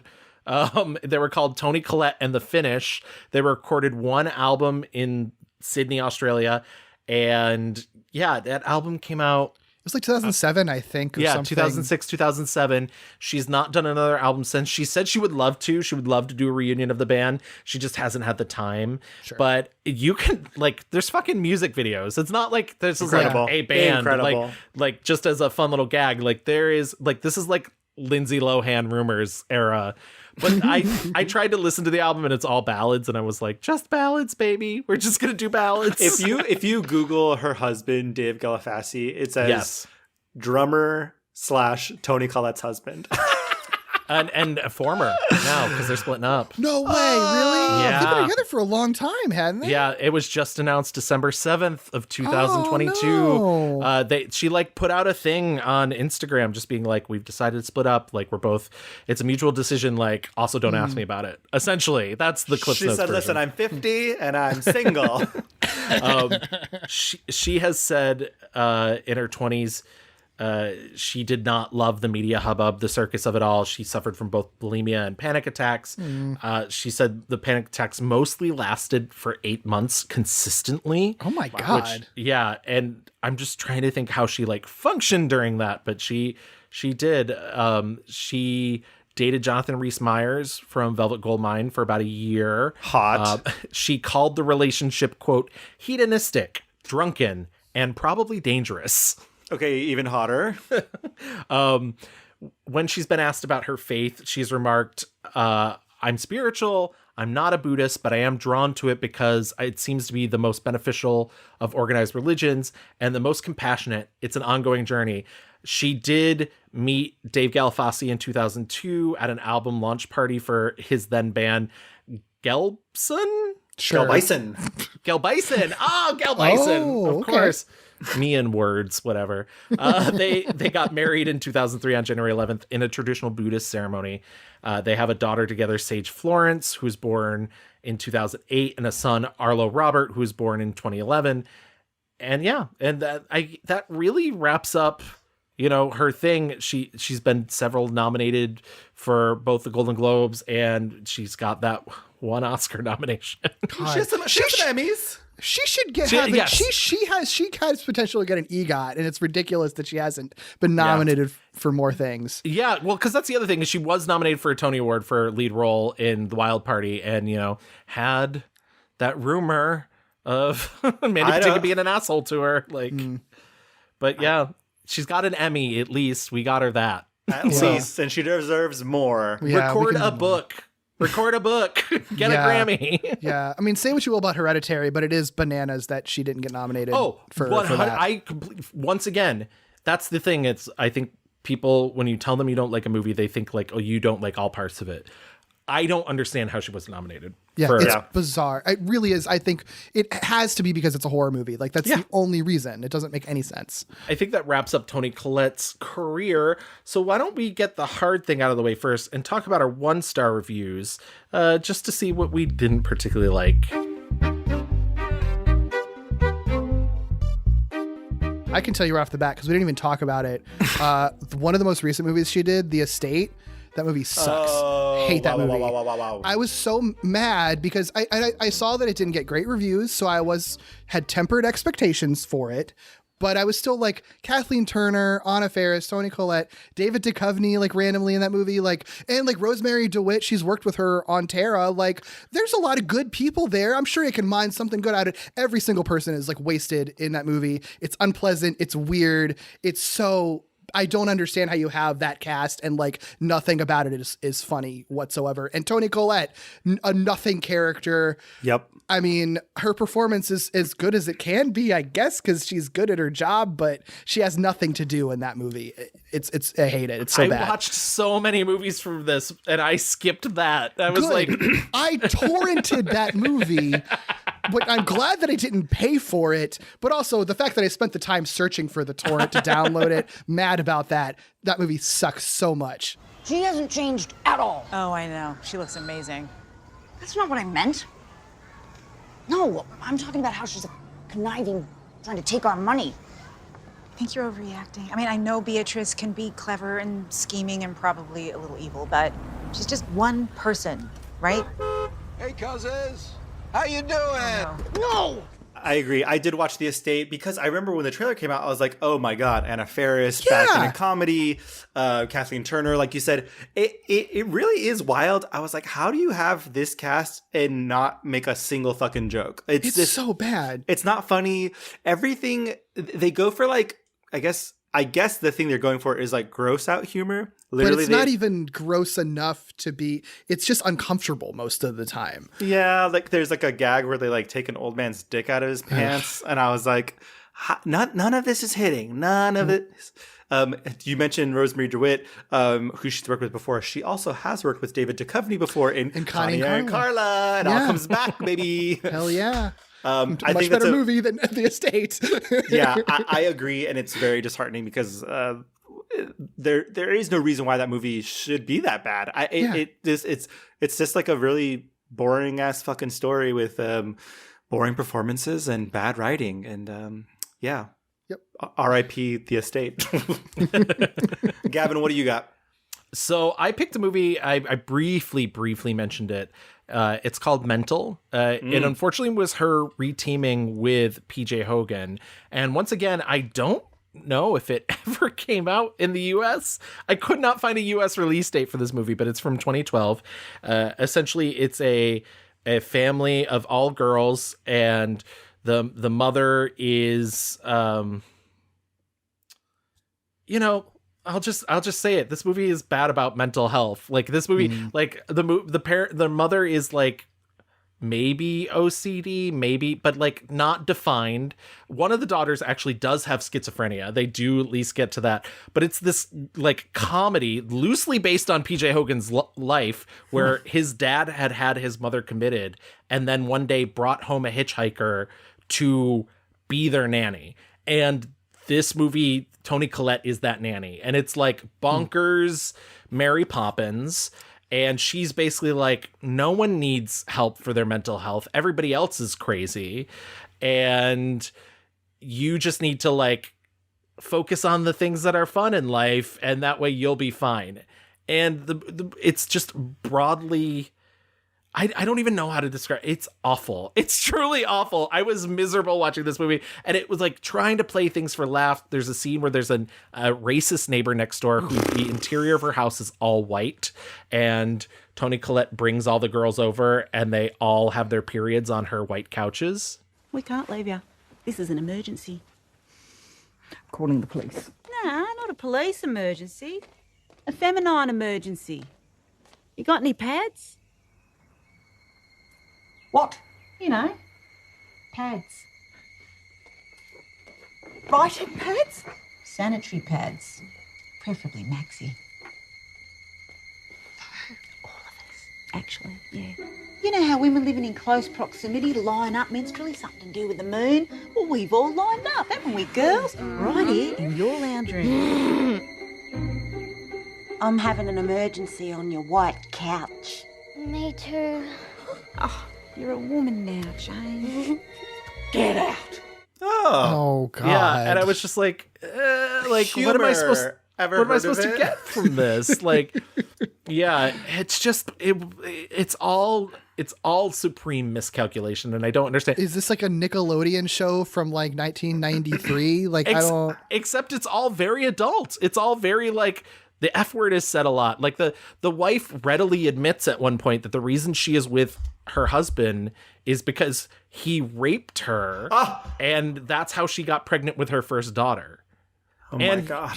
And like Toni Collette threatens him at the end with a knife, and it's like, you're never to abuse your family. But that's his whole comeuppance. And the thing is how she got involved with this movie is when they were on the set of Muriel's wedding, PJ Hogan would tell her about this woman that was his nanny, that was this hitchhiker, and she's like, you have to make that movie someday, and I have to play that role. And I cannot for my life believe that she thought this was going to be the script. Yeah. It's funny when you mentioned your theory of her choosing roles. I think that first track is what gets her in the most trouble, and this sounds like it is in that lane, because again, these are movies that have good intentions, yeah, but filtered through the lens of filmmaking in Hollywood. Like, it just doesn't fucking work, you know. And Yeah. Connie and Carlo is a good example of this, because I'm sure an executive somewhere said, we need to explain to an audience what this is and how they are different, and like it has to be very obvious. And so all these things that take a lot of sensitivity go right out the fucking window. And so the movie is about, like, you know, people with mental health disorders. Yeah. Let's call it mental. And like they're great. It's like my 1-star review is also similarly, but like not quite in the same track. It is The Night Listener. I think that, first of all, this movie really thought it was doing something by saying it's inspired by true events, when literally... Oh my God. I was so mad when I read about the history of like what it's like based on a book that's kind of lightly inspired by a thing that maybe happened. Like, come on. It's like, why even attach that? Just don't worry about it, babes. The Night Listener is a 2006 film starring Robin Williams, where he is like a radio journalist kind of guy who, like, I don't know, kind of like Ira Glass, I would say, if you wanted to like think of what he is doing. Yeah, he tells stories. He's a magpie looking for shiny things to talk about on the radio. Toni Collette plays a blind woman who may or may not, but she did, make up a young boy who was sexually abused and now has AIDS and is dying and wrote a book. And this little boy is now, you know, sick, and Toni Collette is allegedly taking care of him, except the boy is fake. And Robin Williams is like investigating, like, you know, is this boy real? And this is what I meant. Like, I think she had no idea what to do here, because the choices she's making are so wild and so big. Yeah. And she is just like literally wandering around with her like contact lenses in to make her look like she's blind. And this movie also is very manipulative in a way that I don't like, where it's like any normal human would be like, this is fucking crazy, I'm out of here. Yeah. You know, but then they goes out of its way to be like, but she's blind and there's a boy with AIDS. Don't you care? I agree. And on top of, kind, even though her performance is not great, she's also kind of the best part of that movie, because it's so gonzo that it's fun to watch her, the way that she screams in the middle of the road, and stuff like. and that's the tension, because Robin Williams is trying to like win an Oscar. Yes, and, like, that's. I was just gonna say, it's so upsetting that Robin Williams is on his most boring mode because he wants to downplay everything. Why are you pissed at me? You're the one that broke into our house. I went to the fucking hospital. He wasn't there. Well, you went to the wrong hospital. I went to every goddamn hospital in Madison. He was in Milwaukee. Oh, of course. If I ask you which hospital, you probably say just move. Stop it. Or maybe He's suddenly. dead. He died last night. Bilateral pneumonia. His lungs were saturated and they couldn't resuscitate. Jesus, you're good. What? You got a fucking answer for everything. I think the other big problem with the movie, besides the fact that the performances are calibrated into like the opposite ends of the dial, is that the movie wants so bad to be scary and to be a thriller. And like, why? But the story's Nothing not about that. It's scary. Like, what are you doing? The story's like an unnerving anecdote that you hear at a party. Yeah. Right. Like, that's it. It's an interesting premise that maybe you could do something with potentially, but like it's like, not a thriller at all. I could imagine somebody telling me that and me being like, and they never found out if the kid was real or not. Interesting. Yeah. That's it. Right, because like it does want you to be like, is she gonna fucking kill him? Is she gonna like? Is she, right. But also, this movie again like is so insensitive to like people who have mental illness, and it's like, oh, she is the spooky blind lady who like makes up like stories about having kids. Who did I see that wrote this fucking movie? It was Amistad Mupon. Mupon. Yeah. What the fuck? I was like, who? Bobby Cannavale playing gay, iconic. He is an ally. He can play gay whenever he wants. But it's just funny because like this is the man that gave us Tales from the City, and like literally has only written 2 other non-Tales from the City books, and this was one of them. Fucking wild. And it's very like, you know, Robin Williams and Bobby Cannavale are like, lovers, but like they're breaking up because Bobby Cannavale also got diagnosed with HIV and or AIDS. They don't tell us, but like now he's better and wants to live life. And Robin Williams is mad about that. It's so bizarre. I bet the book probably has a lot more depth and nuance, but this movie instead says, listen for the truth. What are you talking about? Yeah, I hated that movie. There was only a couple other movies that I truly didn't. I mean, Jesus Henry Christ was the worst. It was literally like Ryan Murphy's version of Running with Scissors, but directed by Wes Anderson. And it was just like, oh God, I hate this. And Fun Mom Dinner. I know you both kind of went to bat for it. Great talent. No, I wouldn't say we went to bat for it. I think we said it's not a garbage fire. Yeah. That's all. There's some great talent between, like Molly Shannon and Bridget Everett, but it just, I was like, where are the jokes? It's not a funny movie, it's a failure as a comedy. I will 100% give you that. It's definitely that movie like that you would have found at Blockbuster that oh, that looks fun, like that they're selling for like 99 cents in the bin. That's the vibe it gives.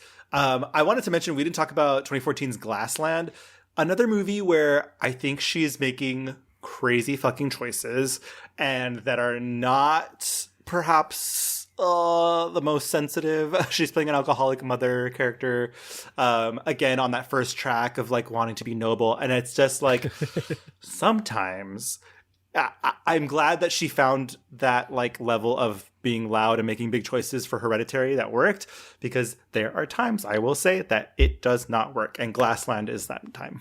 Yeah, that's fair. All right. Let's stop being negative. Miss Collette doesn't deserve this. Let's get into our 5-star reviews. I wanted to be like cool and unique with it, but I rewatched The Sixth Sense, and it's still my favorite movie she's ever done. I think that movie is a masterpiece. I think it's incredibly good. I think that is still one of her best performances. I think many other actors, that could be the best performance they ever give, and the fact that she gives other performances that rival it or are arguably better, I think is just a testament to how good she is. I just think everything about it, and I think it's a perfect encapsulation of what she can do in that. That's not the biggest role in the world, but she elevates it and makes it incredibly memorable. Such a distinct but also like really unique character. Like it's one that feels like a very real person, but also feels like people that I have met before in my life. But also, it just does such amazing things with not a ton of material really for her. And I think that movie would not work if she didn't kill that role. Don't get mad. So who moved it this time? Maybe someone came in our house, took the bumblebee pendant out of my closet and placed it nicely in your drawer. Maybe. God, I am so tired, Cole. I'm tired in my body. I'm tired in my mind. I'm tired in my heart. I need some help. I don't know if you noticed, but our little family isn't doing so good. I mean, I've been praying, but I must not be praying right. Looks like we're just gonna have to answer each other's prayers. If we can't talk to each other, we're not gonna make it. Since she does, it's good, and every time I watch it, I like it even more. Excellent choice. We stand being basic here on this podcast. Yes. So how about that? I think a true testament to that movie, even outside of her performance, is, people talk about spoiler culture all the time. Yeah. They can't. I have a friend who literally, you can't even tell him if you liked a movie or not. He considers it a spoiler. Okay. It's a little much, yeah. It drives me nuts. I think what's great about The Sixth Sense is, and the unfortunate takeaway that everybody has taken from M. Night Shyamalan's career post that, is that there is a twist in that movie, and it doesn't matter. It doesn't destroy the fact that it's a good movie. It is a beautiful film. It's so well acted. It's really well directed. Yeah. And, it doesn't matter. The twist doesn't matter. It's a good twist. Yeah, I think knowing the twist makes it better because you see how well constructed that whole movie is. My mom loves mysteries, and the first time I remember renting it on VHS, and I knew the twist because you couldn't escape it when it came out, but she's not tuned into pop culture at all. Mm-hmm. And I remember putting it in and being like, this is gonna blow her away. Literally 10 minutes in, she's like, oh, he's dead. And I was like, Mom! Oh my God. But it's fine because it's so emotionally affecting regardless of it. It is such a bummer that like M. Night Shyamalan is such a weird person that like just the whole conversation around him, good or bad, like it is kind of a bummer that I feel like it kind of takes away from how good this movie is, regardless of whatever comes after it. Like as just a very sincere, emotional story that also has some like really good scares and thrills in it at the same time. Very good pick. All right. Is it my turn? Should I go? It is your turn, Gavin. So I think there's so many good things that you could pick. The Sixth Sense was up there for me. I think Hereditary would be an absolutely banger of a 5-star review, even if it is a film I don't particularly like. Mm-hmm. I think, and I'm calibrating this, I think after 5 years, I sort of know our audience pretty well too. And I think the movie that most affected me in terms of this was shockingly Miss You Already. Interesting. This was not, I did not expect to pick this going in. I mean, that's a good pick though. That movie's better than it should have been, honestly, in a lot of ways. So what's really funny is Drew Barrymore was not initially cast in this movie. Rachel Weisz was. Oh, weird. Rachel Weisz is a previous subject. I think she would have been amazing. I think that would have. But I think there's something so warm. There's like an internal light in Drew Barrymore that allowed them to, like, this feels like a real friendship. So this movie is kind of, I mean, for all intents and purposes, it's basically a remake of Beaches. But oh my God, it totally is. Oh no. But it's a film in which Toni Collette is kind of the rocker, edgier girl. Drew Barrymore is a girl whose mom moves to England as a kid, and everybody doesn't like her because she has an American accent. And Toni Collette takes her under her wing. She's from a privileged background. Her mom's an actress, and she like is the wild girl. She marries a musician, and she has kids immediately. Drew Barrymore's like desperately trying to have kids. She's having trouble. She's going for IVF, and in the process of this, Toni Collette's character finds out she has breast cancer. And for most of the movie, she goes through treatment of having breast cancer.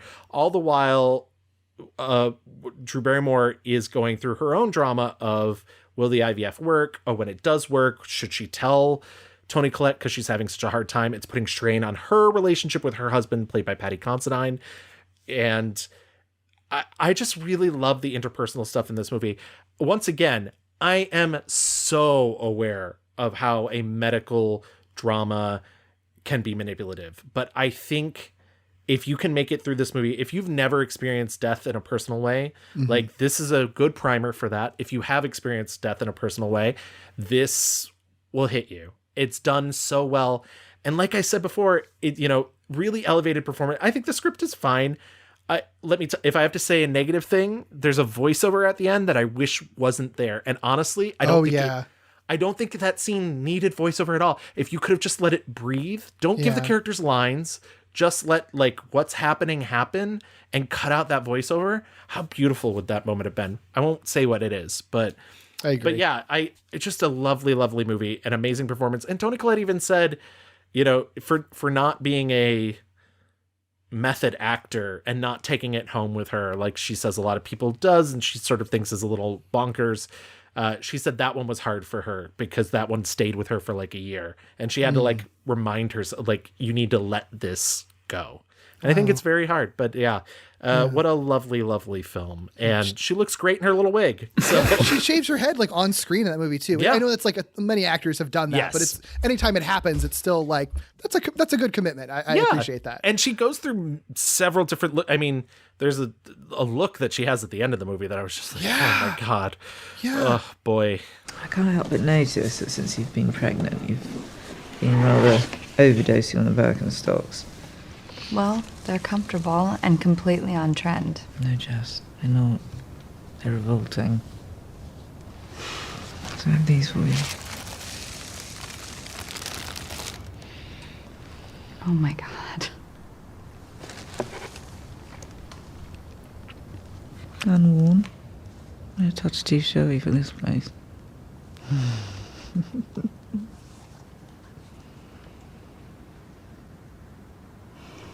Wow, you're really going, aren't you?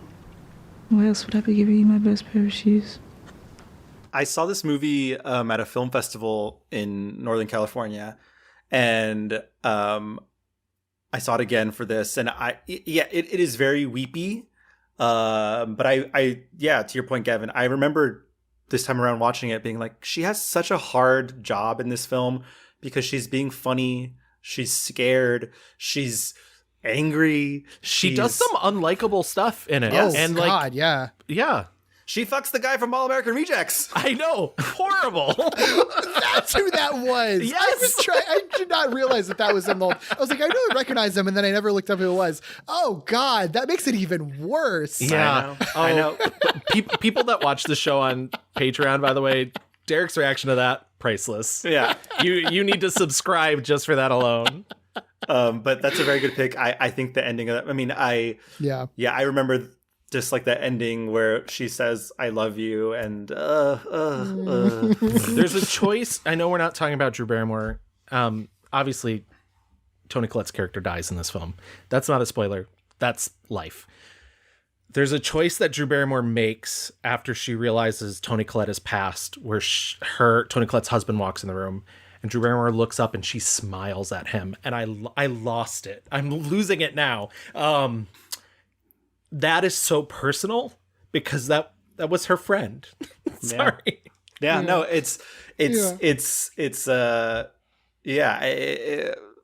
what I love about this movie though is the script could have easily been like, and the husbands were assholes. Yes. Yeah. But like it seems like it might go that way at certain points, and I love that it never does. Right. It's a very sensitive and real, and like they're not playing for like cheap drama. It's the drama literally is these women adore each other, and the absolute horror of, I mean, this woman does not just go through like one round of treatment. She goes and I think, I have friends who have had cancer, who have, are survivors of it and hate even that idea of like surviving or fighting cancer. Like if someone dies of cancer, it's not because they didn't fight hard enough, like fuck off. Right. And this movie, like it's very much that, like, this woman fucking like, did everything she could, and in the end, sometimes it just is what it is, and cancer fucking like sucks. And but to be clear, like the movie is weepy, but it's not a downer. I think it's it's a very beautiful, like, just like little morsel of like love. It's as lighthearted as it can be for a movie tackling that material. Right, because also like these women like know each other, they know what makes each other laugh, like, and to the very end, she's like, "What are you asking?" And she's like, "Vodka." She's asking for vodka on her deathbed. Very good pick, Gavin. There are some like absolute bangers that like unfortunately we're just not gonna like pick because I only have one pick left. And as I'm going through this, I'm going back and forth, but I do think I have to give it to 97's Clock Watchers. Yes, it was between that movie and Sixth Sense for me. She's so good in it. I hadn't seen Clock Watchers before doing this. I fell in love with that movie so hard. It's such a great movie. Yeah, it was between this and Muriel's Wedding for me, and I love Muriel's Wedding. I have nothing bad to say about it, but I think this perhaps is the more overlooked, better encapsulation of like her true superpowers. Mm-hmm. This movie has like this Mike White vibe to it. Very that. It reminded me so much, and I have seen this movie I think 3 times now, but it reminds me so much of like Enlightened. There's a lot of narration. There's a lot of, kind of big think stuff happening here, but it's also just like the mundanity of life and how fucking capitalism and work just grinds us to a fucking pulp, makes friends become enemies, reveals all these like awful things about each other. And also, I mean, stacked cast, we talked about it in our Parker Posey episode.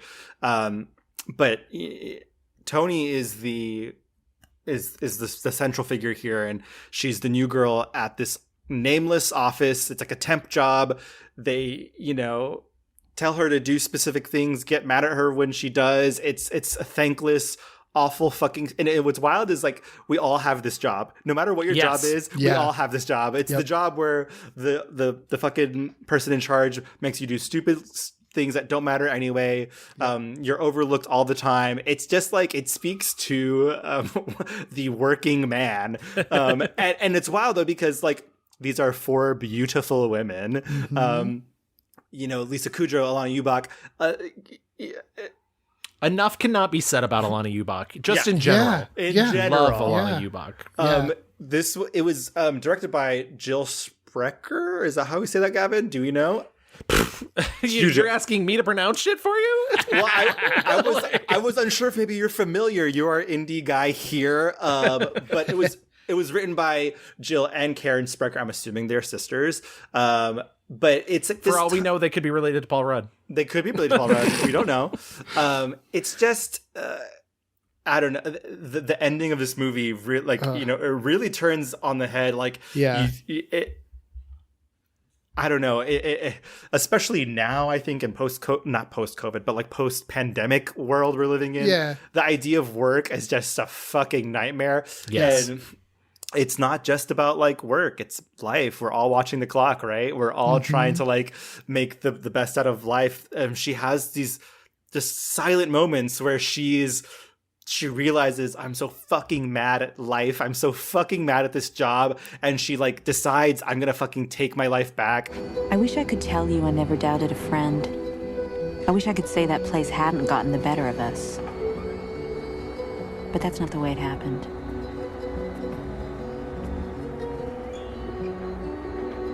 Sometimes it hits you how quickly the present fades into the past, and you question everything around you. You wonder if anything you'd ever do would matter, or if you could just disappear without a trace.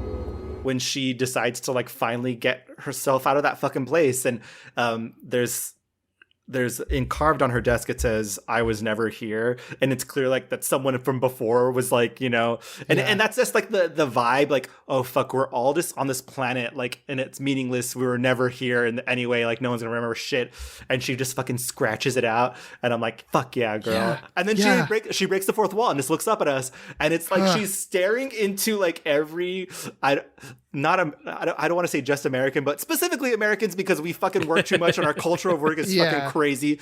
And it's like, hey, assholes, like fucking go make art, enjoy yourselves, like live life. And it's and the movie is so unpreachy and yet just says so much, and that's just the best. And yeah, I think, Muriel's Wedding is incredible, but I think this movie just like is way more intelligent, has a lot to say, and she is just like the perfect vehicle of like strong, silent, fiery, like you see that arc of her kind of like breaking out of this beat down faceless worker, and it's just so satisfying. It's so good. I love that movie so much. I was watching it, I was like, I have been partially in charge of training temps in an office environment, and we had to do almost like when they're sort of like, they don't tell us stuff because they know we're gonna they only give us a certain amount of information because they know we're gonna leave anyway. And it's like that's what we've been told of exactly how to train them, is to like only train them on certain things because they're gonna leave anyway. Like because you don't want them to take that information with them. It's so stupid. It's so insidious. And like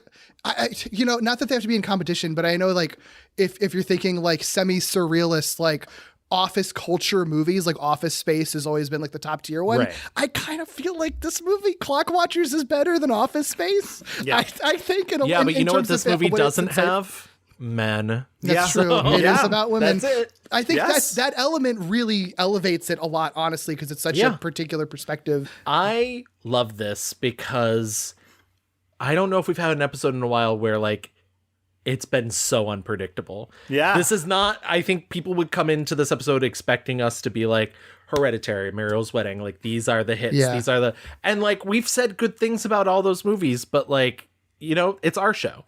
And like, so but she's done a lot of stuff, and that's very varied, and a lot of it's very good. I would also argue like her Gwyneth Paltrow impersonation on Knives Out is very good. So good. So fucking good. Yeah, which is funny knowing that she worked with Gwyneth Paltrow on Emma too. Like it's so funny. I love it. All right. Before we get into our fast forward, why don't we do our mixed reviews review? My 1-star review was The Estate from 2022. My 1-star review was Mental from 2012. My 1-star review was The Night Listener, 2006. My 5-star review was The Sixth Sense from 1999. My 5-star review was Miss You Already from 2015. And my 5-star review was Clock Watchers from 1997. Excellent. Let's get into our fast forward. Toni Collette has things upcoming. She is booked and blessed. Of course she is. Of course she is. She's never not working. I see something called Mafia Mama. It looks like there's a trailer already out for it. I have not seen this trailer before, but I haven't either. It looks directed by Catherine Hardwicke, our good sis from Miss You Already. That's really funny. Okay. I had not even heard of this movie. Yeah, me either. The only other thing that I knew that she was doing was, of course, Mickey 17, the Bong Joon-ho film. Excited about that. I don't even know what it's going to be. I'm so excited about it. It's her and Batman himself, Robert Pattinson. And also she's doing another TV show called The Power, which is about sounds like The Craft, essentially. It's a group of teenage girls mysteriously develop a special power that allows them to electrocute people at will. Okay. Hot. Yeah. Wait, that's based on a book that I read, actually. Yes. Oh, yeah. really? Yeah. So it's probably not The Craft. I'm probably extrapolating. No, not at all. It's actually pretty. It's actually pretty good. I like that book. It's more. I mean, in the book, I don't know if the show is taking a different direction. In the book, it's like literally every woman is granted this power, so it's very much about like gender dynamics and stuff. Oh, that sounds cool. Yeah. John Leguizamo's in that, so that's fun. Oh, hey. Yeah. I did you guys watch The Staircase? No, I didn't. Like I said, I've never seen her on any other TV show outside of United States of Terror. I watched like a couple episodes by like half of it. I was like, enough, I can't do this.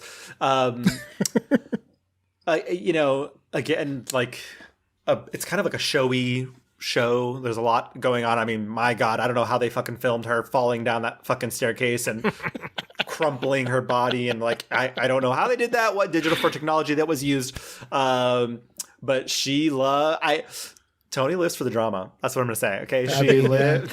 Yeah. And whether it's like giving it as like, this high dramatic, like showy moment, or if it's like scary, or if it's, just being the sassiest girl on the block, like it's always just like fun seeing which way she's going to go next. Gavin, like you said, like it's just like so unpredictable. Yes. Literally just looking at these 3 things that she's got coming up next, it's like, it doesn't look like she's choosing a lane anytime soon. You know, like it's just more random, weird shit, and we have to stand. Yeah. I know I say this basically every episode, but because of her proven track record of Broadway, I need her. I need her back on stage. I will go see her in anything. If she wanted to play Annie, I would go watch her in Annie. Honestly, I would be fascinated at how that would happen. You know what? Weirdly, I want to see her. Like, a part of me wants to like see her do like a gender fuck thing. Yeah. I wonder like how she like. I'm thinking like Albert Nobbs Gun Close vibes. Like, I wonder how she would fuck with something in that realm. Maybe I'm like projecting this gender fuck thing. I just like want her to be like sexy seductress vibes. I mean, she plays around a little bit of it with Velvet Goldmine. There's a lot of like suits. There's a lot of, but yeah, I see what you're saying. I don't know. It's so funny that you went for like Albert Nobbs though, because when you said it, I was like, oh, like Victoria Hedwig, and you were like Albert Nobbs. Listen, I was just finding a modern parallel. No, but yeah, I just think like she has, she likes to be funny. And we've seen it a lot, and I think she's great at it. We've seen her being scary. I just wonder if there is, because I think she does have like, she has that great expressive face, of course. And like, I wonder, like, I can just imagine her doing the thing where she's like, just like seductively eating like something, like, and titillating the girls with it. Yeah, I don't know why I'm just like suddenly horny for fucking Toni Collette, but here we are. I mean, who isn't all the time? Yeah, I was gonna say, truthfully, that's the lane we're all in. Yeah, at all moments. Which is so funny that she's constantly. Freud would have a field day. She's constantly playing moms, and we're like, she is.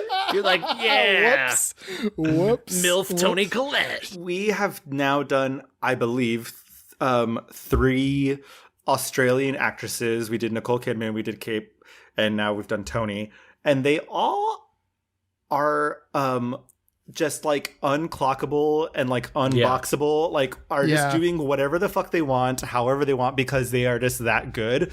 And it's why I can imagine a world where they are competing for the same roles, but I think they all do such different things. Yeah. They've all appeared in movies together like multiple times. So I just think like Toni is that extra spice in that Australian secret sauce. I don't know what, like she has just, I don't know. I don't know what it is. But I want more. I want more, and I want her to fucking just keep on delivering and being the mother that she is to us all. and she's so young. She's just gonna keep it up. Yes. So I think that perfectly encapsulates Toni Collette's career, and it's just gonna keep going. She's a freight train. She's unstoppable. But Derek, we're gonna give you a moment to talk about yourself. You're a fucking podcast mogul. Boy. You are involved with so many podcasts. Here's your chance. Take as much time as you want and tell us everything you do and where people can find you. Sure. Yeah, main podcasts I do. It's funny because we're recording this. You're saying all that, and we're recording it on like the month that I've actually not been recording any podcasts, which is weird for me. My weekly podcast is Walloping Websnappers, which is a Spider-Man podcast where we're doing deep dives into every Spider-Man cartoon specifically ever made. We took our first vacation for the first time in three years. We've been releasing at least one episode a week for 3 straight years, and then we're like, we're gonna not do that there's still episodes dropping in January, just not as many. But Walloping Websnappers, you can find that anywhere you get your podcasts. My other podcast, Gimmicks, is one that I host. That's a television podcast that looks at the high concept, experimental, structure breaking, gimmicky episodes of television, where there's a different show and a different guest I have on for every episode that I have. Gavin's been on one for the Batman animated series episode. So weird episodes that are very structure breaking is what I do on that show. You can also find that, of course, anywhere you get your podcasts. And the other one that I'll plug is the one movie podcast that I have is Falling with Style, which is an ongoing Pixar movie marathon where we watched every Pixar movie in existence chronologically. We did actually just finish that because we did get up to Lightyear, so now you're done with it until another Pixar movie comes out. And all of those, they all kind of have their own feeds and everything. You can find those anywhere you get your podcast, or you can follow me on Twitter at Derek B. Gayle. My link tree has links to all of those podcasts as well. And so, Derek, how did you find The Good Dinosaur? If